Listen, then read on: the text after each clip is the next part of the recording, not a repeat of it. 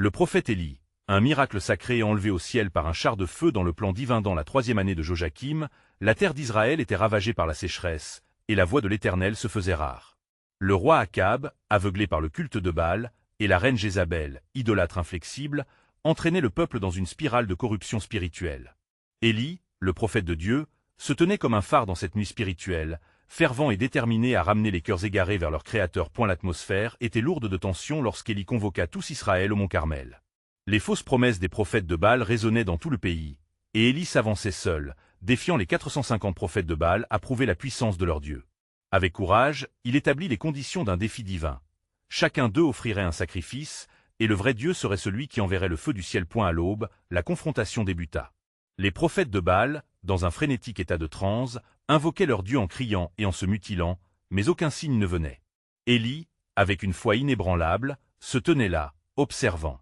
Les heures passèrent, et au milieu du désespoir, Élie s'avança. C'était le moment. Élie éleva sa voix vers les cieux, levant les yeux et priant avec une ferveur palpable, « Éternel, Dieu d'Abraham, d'Isaac et d'Israël, que l'on sache aujourd'hui que c'est toi qui es Dieu à Israël et que c'est moi ton serviteur. » À l'instant où il prononça ces mots, le ciel s'ouvrit, et un feu terrible descendit du ciel, consumant le sacrifice, le bois, et même les pierres et l'eau qui l'entouraient. Les cris d'émerveillement du peuple résonnèrent sur le mont Carmel.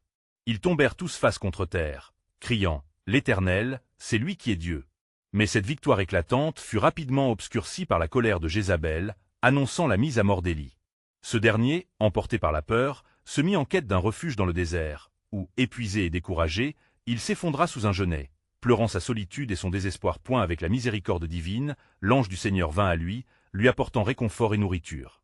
Dans les profondeurs de son exil, Élie entendit la voix apaisante de Dieu lui révéler qu'il n'était pas seul. « J'ai réservé 7000 en Israël, tous ceux dont les genoux n'ont pas fléchi devant Baal. » Cette promesse ranima en lui l'espoir et la force de continuer sa mission. Un jour, sur le chemin, Élie rencontra Élisée, un jeune homme qu'il choisit comme successeur.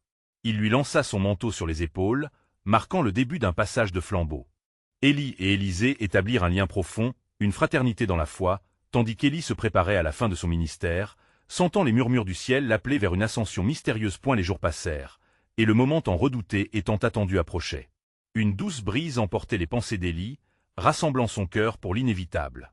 Puis, soudain, apparaît un char de feu, illuminant le ciel, transportant Élie au milieu d'une gloire céleste.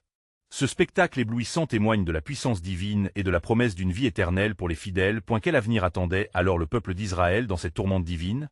Comment Élisée répondrait-il à l'appel divin qui pesait sur lui? Les Israélites détourneraient-ils un jour leur regard de Baal vers l'Éternel? Dans ce contexte sacré, chacun est invité à réfléchir sur l'importance de sa foi face aux épreuves du temps. Alors que le char de feu disparaissait dans le ciel, Élisée se tenait là, ému, le cœur battant comme un tambour battant le rappel de son appel. Le manteau des Élie flottait doucement dans l'air, un symbole puissant de la continuité de la mission prophétique. Une brûlure de responsabilité s'alluma dans son âme. Que allait-il faire maintenant que son mentor était volatilisé? Il savait que ce n'était pas le temps de pleurer la perte, mais de se lever et de répondre à la divine vocation. Élisée s'approcha du ruisseau, tenant le manteau. Dans un élan de foi, il frappa les eaux avec le manteau des Élie, et à sa grande surprise, les flots se séparèrent, laissant un chemin sec au milieu du torrent. Élisée se tenait là, le regard imprégné de lumière nouvelle. « Où est l'Éternel, le Dieu des Élie ?» s'écria-t-il, s'interrogeant sur la puissance qui ne l'abandonnerait pas. À cet instant, l'écho de la voix divine retentissait dans son cœur, lui rappelant que Dieu ne l'avait pas abandonné. Les nouvelles de l'enlèvement des Élie se répandirent rapidement dans toute la terre d'Israël. Les prophètes et le peuple furent plongés dans la confusion. Certains doutaient de ce qu'ils avaient vu, tandis que des autres cherchaient des signes. Élisée, conscient de sa mission, se mit à parcourir les villes et villages, appelant à la repentance. Il annonçait avec ardeur, « L'Éternel, c'est lui qui est Dieu. » Les cœurs des gens oscillaient entre l'émerveillement et la méfiance, et les rituels de Baal continuaient de pulluler comme des ombres sur leur foi. Cependant, au fond des vallées et des montagnes, les séquelles de la sécheresse assaillaient le pays, et les cris des affamés parvenaient à Élisée. Ému par cette détresse, il se mit à prier.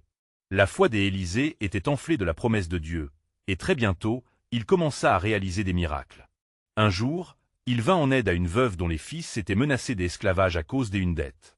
Avec un peu d'huile et une immense foi, il transforma un désespoir en abondance, restaurait son foyer. Les mois passèrent, et la gloire de Dieu se manifesta à travers Élisée. Il guérit des malades, redonna la vie à ceux qui étaient morts, et même nettoya des eaux polluées. Et l'environnement spirituel des Israël commença doucement à changer. Les murmures de repentir se faisaient plus nombreux, et les cœurs, bien que fatigués, s'ouvraient à la puissance de l'Éternel. Le poids de telle intercession résonnait à l'intérieur des Élysées, alors qu'il implorait la miséricorde pour son peuple. Mais la colère de Jézabel ne s'éteignait pas. Elle restait un obstacle, propageant son influence maléfique sur tous ceux qui l'approchaient. Les faux prophètes se levaient encore, incitant le peuple à s'enfoncer davantage dans l'idolâtrie. Élisée savait que bien que des victoires aient été remportées, la bataille pour le cœur des Israël était encore loin d'être gagnée. Éternel, fais que ton nom soit glorifié au milieu de ce peuple. S'écriait Élisée dans ses prières, ressentant le poids croissant de cette guerre spirituelle. Alors qu'il contemplait l'horizon au coucher du soleil, la promesse divine gravait en lui la révélation suivante. Les cœurs de mes enfants seront restaurés si tu persistes dans la vérité. Et ainsi, Élisée se tenait en prière ardente, sachant que le chemin de sa mission ne faisait que commencer. Les signes du ciel et les défis du quotidien se mêlaient, préparant le terrain pour encore de plus grandes révélations de Dieu. Il était une voie dans le désert, une lumière dans l'obscurité. Ainsi commence une nouvelle ère de miracles. Mais quel défi attendait Élisée face à la cruauté de Jézabel? Quel plan de rédemption l'Éternel a-t-il en réserve pour son peuple? Quand le juste crie, l'Éternel entend et le délivre de toutes ses détresses. Psaume 34, 17. Les cieux semblaient murmurer, et la terre frémissait sous le poids de la promesse divine. Alors qu'Élisée poursuivait son ministère, les ombres du mal s'épaississaient autour de lui. Les cris de ceux qui souffraient s'élevaient dans l'air, chaque demande de secours résonnant tel un appel désespéré dans le cœur d'Élisée. Les révoltes de Jézabel l'entouraient, son influence pernicieuse s'insinuant dans le cœur du peuple, attisant la flamme de l'idolâtrie. Élisée savait qu'il devait affronter cette tyrannie spirituelle avec une détermination renouvelée. Un jour, alors qu'il se tenait sur le sommet d'une colline, il contempla les terres stériles d'Israël. Ses yeux s'embrasèrent d'une vision divine. Élisée se mit à prier, implorant l'Éternel pour une pluie spirituelle qui restaurerait la terre dévastée. Sa voix fervente se mêlait au murmure du vent. « Éternel, répands ta miséricorde. Que l'eau des cieux descende sur ce sol asséché, comme tu as promis à ceux qui cherchent ton visage. » Les nuages s'amoncelèrent, imitant son ardente supplication, enveloppant le ciel de promesses. Peu après, Élisée fut conduit à la ville de Nain, où une douleur profonde habitait le cœur d'une mère. À l'approche de la ville, il entendit des cris de chagrin. Un cortège funèbre avançait, emportant le corps sans vie d'un jeune homme, unique soutien de sa mère. Élisée, saisi de compassion, s'approcha et posa sa main sur le cercueil. « Jeune homme, lève-toi. » Une présence captivante et divine changea l'atmosphère. À la surprise de la foule, ce qui était mort émergea du silence des abîmes. Le jeune homme se redressa, plein de vie, et les cris de deuil se transformèrent rapidement en exultation. « Un grand prophète s'est levé parmi nous !» criait le peuple, leur cœur battant à l'unisson. Élisée, conscient que Dieu se manifestait à travers lui, savait pourtant que la bataille n'était pas terminée.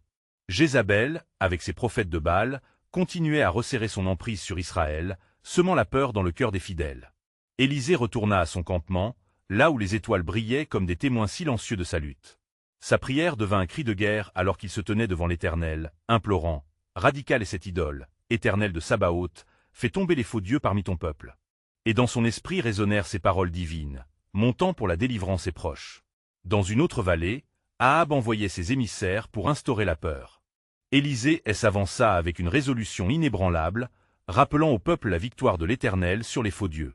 Les disciples du prophète s'éveillaient, sentant l'appel divin croître en eux, mais la terre tremblait sous les souffrances accumulées. Et elle se leva devant la colline où s'élevait le temple de Baal. Sa voix se fit forte. « Choisissez aujourd'hui qui vous servirait. » La confrontation était imminente, et Élisée pressentait que la main de Dieu s'apprêtait à agir.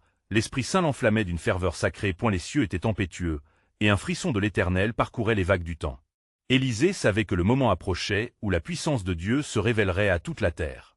Le peuple, hanté par le choix entre la lumière et l'obscurité, attendait son heure. Quand le peuple se détourne de l'idolâtrie vers la vérité, la promesse du Seigneur se tient ferme. « Je restaurerai les cœurs égarés et ferai pleuvoir la justice sur la terre. » Joël 2h25. Les cieux et la terre étaient en attente de l'acte décisif qui établirait le règne de Dieu dans le cœur de son peuple.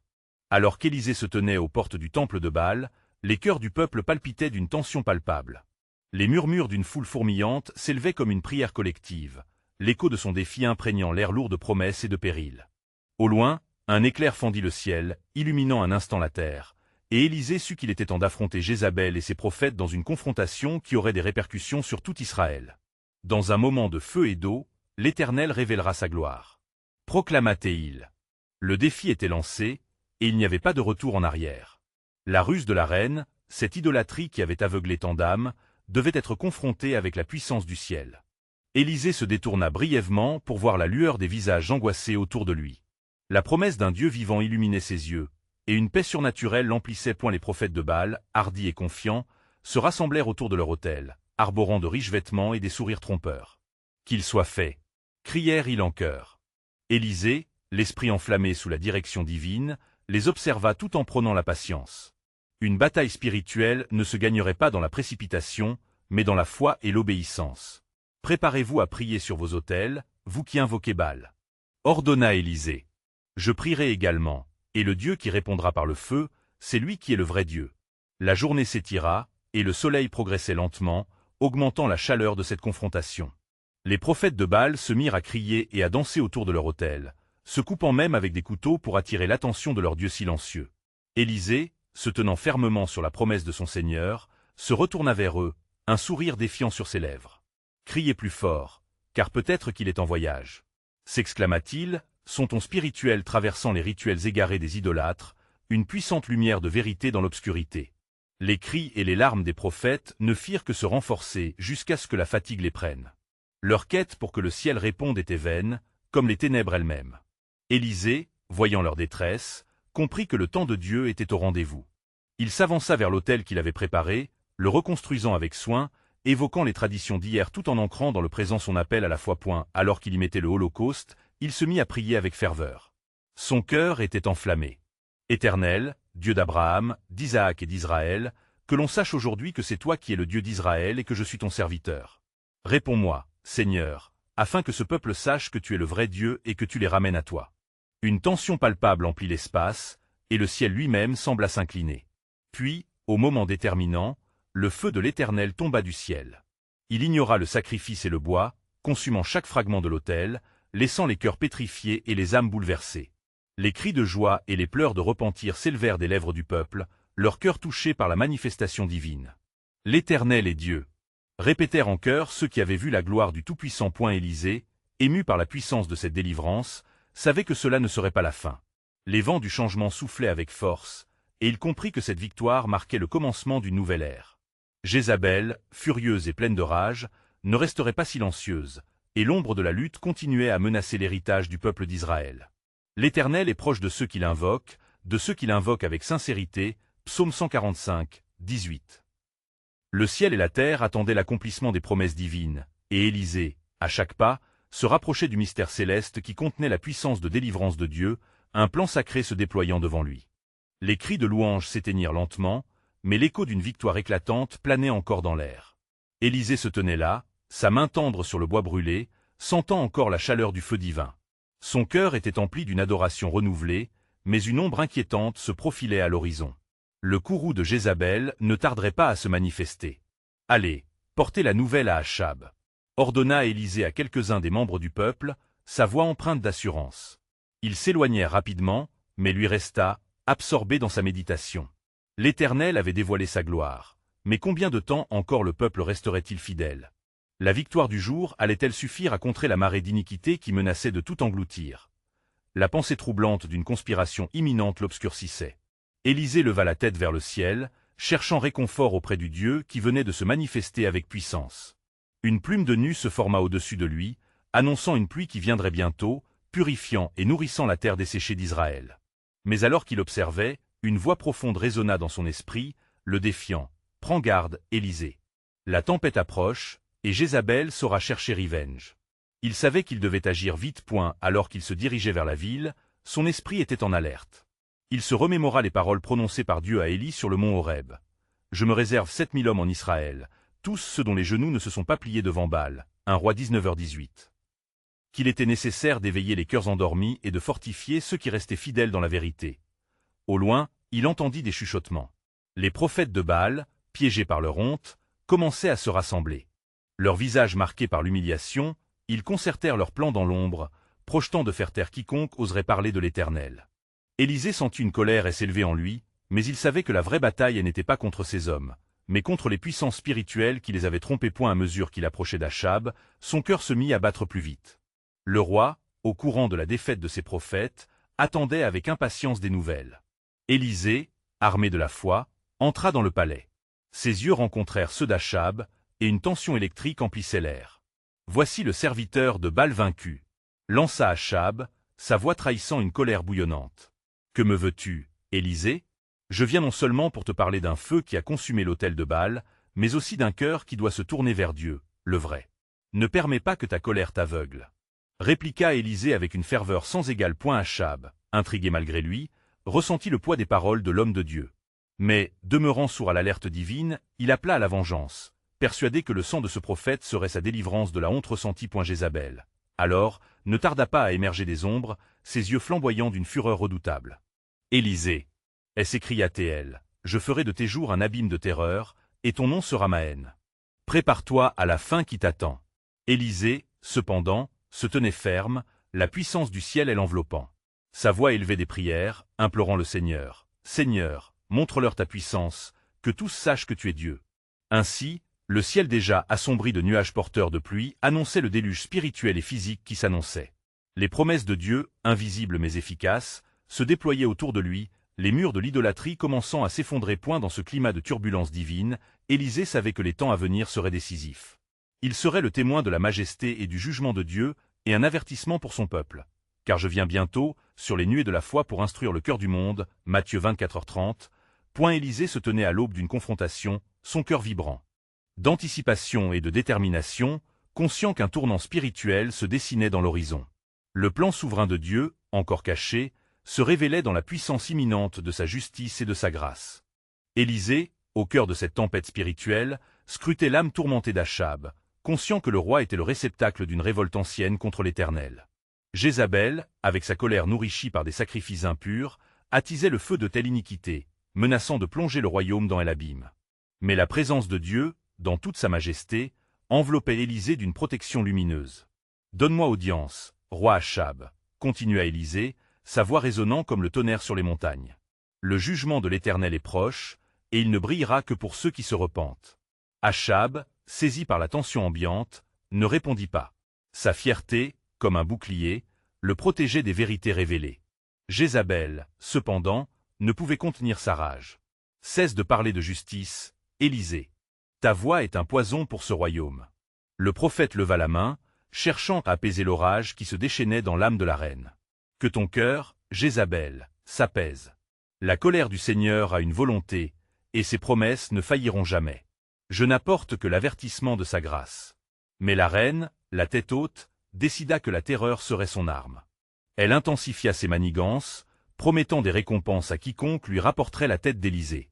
La rumeur de sa menace se répandit comme une traînée de poudre dans la ville, et bientôt, des murmures de trahison commencèrent à apparaître parmi les gens du peuple, laissant Élisée vulnérable au complot ténébreux. Élisée, cependant, savait que la bataille n'était pas seulement terrestre. La véritable guerre se tenait dans les sphères célestes, où des puissances adverses, voilées par leur fureur, se heurtaient à la volonté divine. Dans sa prière, il implora, « Ô Éternel, dresse des murs de protection autour de ton serviteur. Que tes anges veillent sur ma vie, fortifiez-moi pour l'œuvre que tu as préparée. » Soudain, une lumière éclatante émergea dans son cœur. La douceur de la promesse de Dieu enveloppa son esprit. « Ne crains rien, mon serviteur. Je suis avec toi, même dans la vallée des ténèbres. Mon plan se déroulera, et rien ne pourra l'interrompre. » Alors qu'Élisée marchait à travers les rues d'Israël, les cœurs des fidèles commençaient à s'attacher à ses paroles. Le vent du changement soufflait, et il se mit à rassembler ceux qui avaient osé s'opposer à l'iniquité, des hommes et des femmes prêts à défendre l'alliance du vrai Dieu. Dans leurs yeux brillait l'espoir et la détermination, des échos d'une résurrection spirituelle. Élisée les exhorta. « Soyez les piliers de foi dans ce temps difficile. La vérité est la lumière qui dissipe les ténèbres. Ne vous laissez pas détourner par les menaces de Jézabel, mais ancrez-vous dans l'espoir qui vient de notre Dieu. » Un murmure d'accord s'éleva dans le peuple, et bientôt, une douce ardeur de prière commença à s'élever comme une offrande fragrante vers le ciel. Élisée sentit que quelque chose de nouveau se levait, un souffle de rébellion contre l'oppression. Et tandis que la pluie commençait à tomber, elle symbolisait non seulement un répit pour la terre, mais aussi une promesse de renouveau pour le peuple d'Israël. Alors que Élisée s'avançait, le ciel s'assombrissait encore, reflétant les luttes intérieures continuelles. À la croisée de la délivrance et du jugement, Il fallait se préparer à la rencontre initiatique entre la lumière et les ténèbres. Car mes pensées ne sont pas vos pensées, et mes voix ne sont pas vos voix, avait dit à l'Éternel, Ésaïe 55, 8. Alors que le peu, Élisée savait à quel point chaque pas sur ce chemin était imprégné du dessein secret de Dieu, un mystère divin se révélant au fur et à mesure que l'histoire s'écrirait point pour lui, la face de Dieu rayonnait sur l'épreuve à venir, car au sein de la tempête se cachait la puissance éternelle de la rédemption, se déployant dans le règne de sa justice. À l'ombre des montagnes, Élisée se tenait ferme, le cœur battant au rythme des promesses de tel Éternel. Les jours passaient, marqués par l'écho des paroles du prophète, mais aussi par la menace omniprésente de Jézabel. La reine, désireuse de défendre son règne à tout prix, chercha à détruire les pierres angulaires de la foi qui renaissaient parmi le peuple. Chaque nuit, elle cousait des stratagèmes, persuadée que la terreur ferait ployer la volonté du ciel point un matin. Alors que les rayons du soleil perçaient le voile des nuages obscurs, Élisée se rendit au sommet d'un mont, cherchant un moment de communion avec son Dieu. Là, dans le silence sacré, il leva les yeux et implora avec ferveur, « Éternel, donne-moi des signes de ta puissance. Que s'accomplisse ta parole dans ce temps de désolation, que ta gloire se révèle dans la tempête. » Peu après, une voix douce et claire parvint à son cœur. « Mon fidèle, la lumière se lèvera sur les justes, mais l'obscurité enveloppera ceux qui choisissent l'iniquité. Prépare-toi, car ce que tu crains approche. » Élisée ressentit le frisson de la prophétie. Il savait que la confrontation avec Jézabel et Achab était inéluctable. Ainsi, il prêcha la repentance, appelant les âmes égarées à discerner la vérité au milieu des mensonges. Les fidèles commencèrent à se rassembler autour de lui, leur croyance renaissant comme une flamme ardente. Et lorsque le juge des cieux se lève, déclarait-il avec force, « Son jugement est juste et ses miséricordes infinies. Ne soyez pas ébranlés par la colère de Jézabel, car le Seigneur élève un bouclier de protection autour de vous. » Cependant, les vents soufflants de l'oppression apportaient de sombres nouvelles. Parmi les rumeurs urbaines, des bruits de trahison résonnaient, et des visages familiers devenaient suspects. Élisée s'en inquiéta, conscient que la loyauté humaine était aussi variable que les nuages dans le ciel. Mais au plus profond de lui, il tenait ferme à la promesse divine. Ainsi, il convoqua un rassemblement dans un lieu secret. Des hommes et des femmes, vieillards et enfants, se réunirent pour entendre les nouvelles du ciel. Élisée parla avec passion, ces mots résonnant dans le cœur des auditeurs. « N'ayez pas peur de l'ombre qui vous menace. Car le jour de l'Éternel arrive, et il apportera la justice aux opprimés. Un lieu de sacrifice sera établi des mains des fidèles, où chaque prière, chaque chant, sera une offrande au Dieu vivant. » Dans la ferveur de leur rencontre, ils chantèrent et prièrent, et une lumière éclatante enveloppa ce rassemblement de foi. Tout à coup, un souffle puissant se leva, chassant les nuages sombres. Les cieux, en réponse à leur ferveur, s'illuminèrent d'un éclat céleste. Élisée, le regard armé de détermination, savait que le moment de vérité approchait. Une bataille spirituelle se préparait, et la providence divine ordonnait les rangs avant l'inévitable affrontement. Alors que la nuit tombait, Élisée se tenait sur le seuil du royaume, conscient que, comme dit Ésaïe, il n'y a pas des autres dieux que moi. Moi, je suis l'Éternel, et il n'y en a point des autres, Ésaïe 45, 5.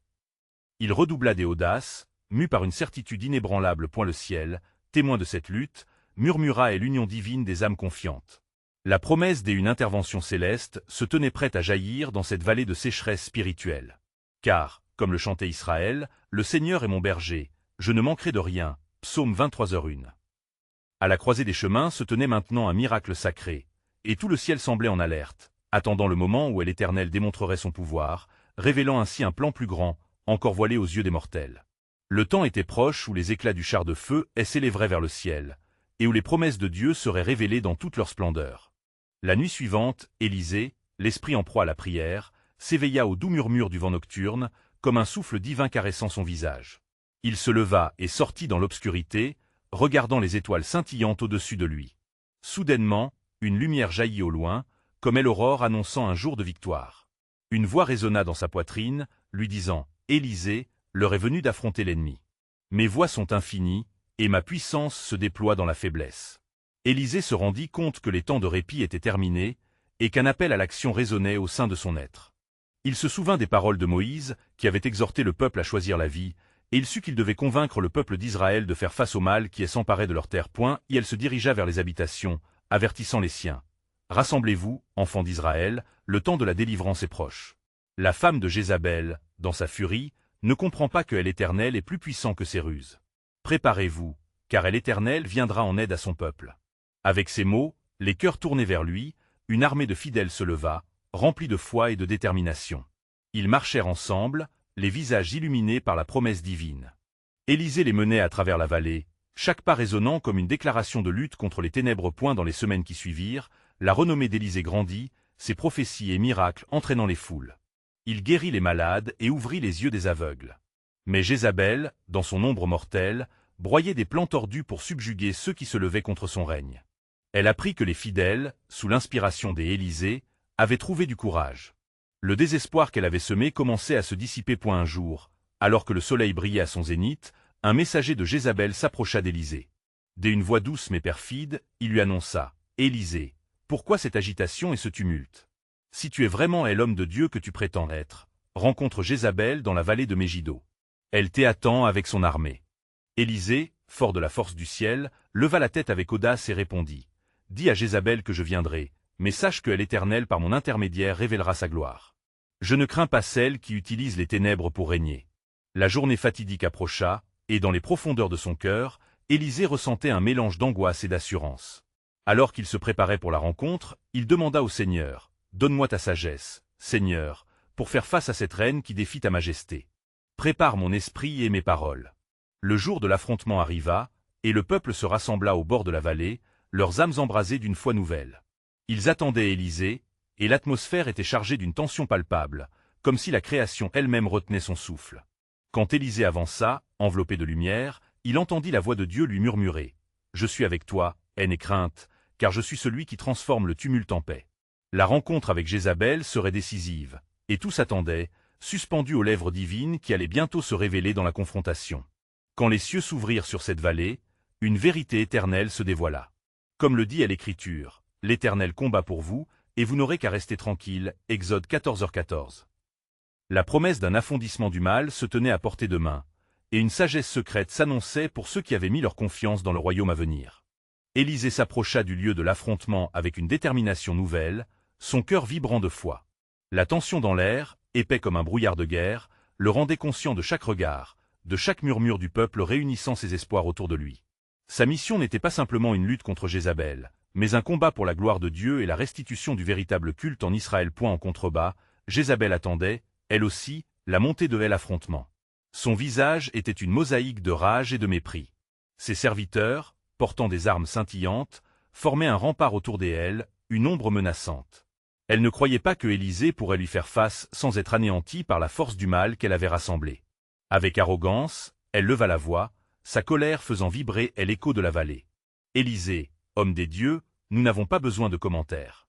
Que ton Dieu vienne, et qu'il prouve sa puissance aujourd'hui. Montre-toi et fais face à la colère de la reine. » Ces mots, pleins de défis, résonnèrent. Élisée, avec un cœur calme mais déterminé, répondit d'une voix pleine d'autorité divine. « Écoute, Jézabel, les ténèbres ne peuvent l'emporter sur la lumière. Mon Dieu est en vous de façon sournoise, mais aujourd'hui, il brisera les chaînes de la servitude que vous imposez. » Le peuple, ému par cette déclaration, se rapprocha, tremblant d'espoir. Au-dessus d'eux, des nuages sombres commençaient à se former, et Élisée, saisi par l'Esprit de Dieu, s'éleva dans la prière fervente. « Éternel des armées, fais entendre ta voix. Que ta puissance soit visible. » Soudain, un grondement au loin se fit entendre, un tonnerre qui résonna comme un avertissement divin. Le ciel semblait se déchirer alors qu'une lumière incroyable émergeait des profondeurs célestes. Élisée contempla alors un spectacle majestueux. Un char de feu, tiré par des chevaux flamboyants, s'avançait vers lui. Une présence sacrée l'entoura, et le souffle du Saint-Esprit le pénétra. « Qui es-tu à parler ainsi à ta créatrice ?» demanda une voix céleste, résonnant d'amour et de puissance. Élisée, émerveillé, sut que la manifestation divine répondait à son appel. En voyant le char de feu, il fut réconforté dans sa foi, conscient que la véritable bataille était celle du cœur, et non seulement celle du terrain. Jézabel, bien que redoutable, sentit l'effroi la gagner. La bravoure émanant des Élysées la perturbait profondément. Elle comprit que son règne, fondé sur des mensonges, vacillait sous l'autorité divine. Des murmures d'étonnement parcoururent la foule comme un souffle léger, le Saint-Esprit apportant paix et courage. Que Dieu intervienne en sa puissance. Élisée appelait alors le peuple à élever leur voix. Vous êtes appelés à être libres. Lutte qui nous attend est aux mains de l'Éternel. Au seuil de cette rencontre sainte, Élisée leva ses mains, et dans la lumière, il ressentit un flot de sagesse. Les promesses de Dieu sur la délivrance et la justice s'affluaient maintenant, comme un fil d'or à travers l'obscurité. La victoire était proche, et son cœur brûlait des anticipations. Point à ce moment exact, les cieux se mirent à frémir. La voix de Dieu retentit à travers l'orage, un souffle qui annonçait la victoire, comme le dit le prophète. Mais l'Éternel est une forteresse dans le jour de la détresse. Il connaît ceux qui se réfugient en lui. Nahum 1:7. Aujourd'hui, le plan de Dieu pour son peuple serait révélé, et les chaînes de l'oppression, déjà affaiblies, allaient peut-être se briser sous la puissance du ciel. Élisée, fidèle serviteur, était prêt à être l'instrument de ce miracle divin, conscient que sa gloire allait s'épanouir au-delà de ce qu'il pouvait imaginer. Élisée, fortifié par la promesse divine, se tenait à la lisière de la vallée de Mégiddo, son cœur vibrant au rythme d'un appel sacré. La tension palpable s'élevait autour de lui, semblable à un souffle de vent anticipant l'orage. Alors que les regards des Israélites se tournaient vers lui, attendant le miracle, il savait que le temps était enfin venu d'affronter Jézabel et de renverser le règne des ténèbres. Le ciel, sombre et tempestueux, résonnait avec la puissance d'un jugement imminent. Élisée leva les yeux vers les nuages, se remémorant les paroles de l'Éternel. « Je suis avec toi » Ésaïe 41, 10. Ce rappel le galvanisait alors qu'il s'avançait avec détermination. Une prière fervente se leva de son cœur. « Éternel, fais descendre ta lumière sur ce pays, que la vérité soit proclamée, que ton nom soit glorifié. » Jézabel, le visage figé dans une expression des horreurs et de défi, dévisageait Élisée, son regard perçant comme une flèche. Elle hurla avec fureur. « Pourquoi m'as-tu provoqué, Élisée? Te crois-tu plus puissant que Baal, le dieu de l'orage ?» Son défi résonna dans l'air, un ultime acte de désespoir teinté d'un orgueil déchu. « Mon adversaire, ta menace est vaine. » répliqua Élisée, sa voix s'élevant comme le tonnerre au-dessus des murmures du peuple. « Est l'Éternel combat pour nous, et ce jour, il vous montrera que Baal est un mensonge. » Dès un geste, Élisée ordonna au peuple de rassembler les faux prophètes, les mettant en lumière pour qu'ils soient exposés à la vérité divine. Pendant ce temps, l'atmosphère s'intensifiait, et la lumière des cieux baignait Élisée d'une clarté céleste. Plusieurs fidèles, inspirés par le courage du prophète, se mirent à prier, invoquant le nom de l'Éternel avec ferveur. Alors que la prière collective atteint son paroxysme, un bruit de tonnerre se fit entendre. Les nuages tourbillonnaient, et un éclair déchira le ciel, illuminant les visages mêlés d'émerveillement et de crainte. Soudain, une voix, semblable à celle des anciens prophètes, résonna. « Écoutez, peuple d'Israël. Aujourd'hui, Dieu se retourne vers vous pour renverser les idoles qui vous ont assujettis. » Élisée, conscient de la présence divine entourant ce rassemblement, s'approcha de tel autel qu'il avait préparé. Il leva les mains au ciel et proclama. « Éternel, Dieu des armées, que ta gloire soit révélée. Consomme ce sacrifice par ton feu, afin que tout Israël sache que tu es le vrai Dieu. » À ce moment, un silence plein d'anticipation enveloppa la vallée. Les cœurs battaient comme un seul tambour. Puis, soudainement, un feu céleste jaillit du ciel, consumant l'autel et défiant toute explication humaine. Le peuple, abasourdi, tomba face contre terre, criant « L'Éternel, c'est lui qui est Dieu ». Ce cri résonna comme une étincelle dans l'obscurité, un appel qui rappelait que le véritable culte n'avait jamais disparu. Tout à fait. La rage de Jézabel, cependant, grandissait, et elle savait qu'elle devait riposter. Dans le fond de son cœur, un plan sournois se tramait. Elle ne s'arrêterait pas tant qu'elle n'aurait pas anéanti Élisée. Mais le cœur du prophète, armé d'une foi inébranlable, ne tremblait pas face à cette menace. Il savait que la puissance du Tout-Puissant ne faiblirait jamais. Les jours suivants, le peuple d'Israël, renouvelé par leur rencontre avec l'Éternel, commença à voir des signes de repentance dans leurs rangs. Élisée parcourait les campagnes, appelant aux âmes perdues et renforçant la foi des résidus qui avaient résisté aux tentations de Baal. Mais Jézabel, en colère, cherchait des moyens de les corrompre à nouveau. Le temps passa, et alors que la pluie tombait, apportant une nouvelle vie à la terre, Élisée continua de prier pour Israël.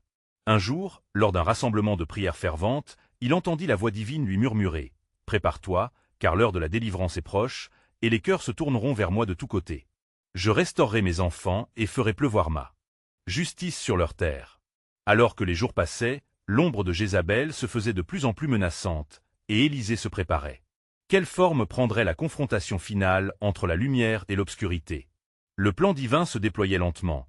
Une révocation douce mais ferme de ce qui avait été perdu, fusionnant la foi et l'intégrité, unis sous la bannière de l'Éternel. Qui sait si le Seigneur ne va pas déverser sa bonté sur cette ville tourmentée une dernière fois? Se demanda Élisée, inspiré par l'espérance d'une rédemption imminente. La lumière du jour baissait à l'horizon, mais la promesse divine brillait toujours, comme une étoile guidant les âmes perdues vers un chemin de salut. Les cieux attendent avec impatience le moment où Dieu, dans sa grande miséricorde, révélera le plan souverain à travers la voix de ceux qui se fieront à lui.